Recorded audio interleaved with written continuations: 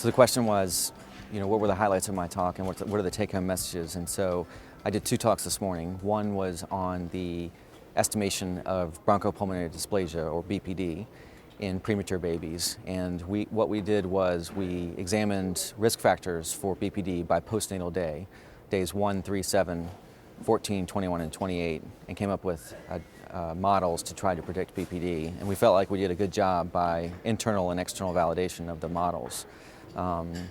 The estimator is actually freely available on the web.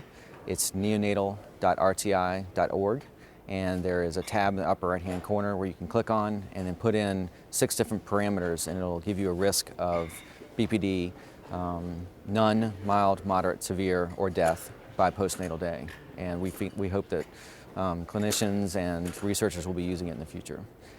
The second talk was on the Pediatric Trials Network, which is a new network started a couple years ago.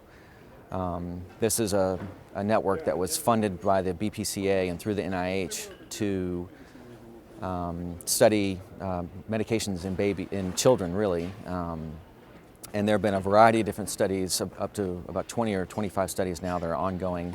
And about 1,500 patients have been enrolled in PTN studies. The goal is to try to improve pediatric labeling, and that would be dosing, safety, and efficacy in medications that are off patent.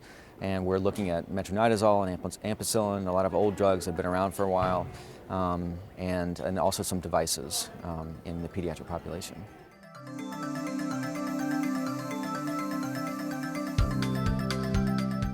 So the question was, are we using drugs in the NICU that we're misdosing? And about somewhere between 2/3 and 75% of the time, whenever we study a molecule in the nursery, we come up with a different dose. And so chances are is that we're using the incorrect doses.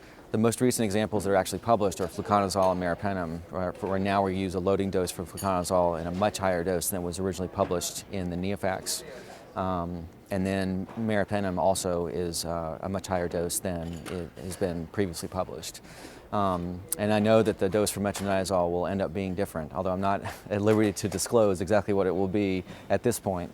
And then, so the answer is yes. I think that when we get more information, then we actually end up with a different dose. And usually it's higher, so it makes me feel bad for all the babies that we've underdosed all these years.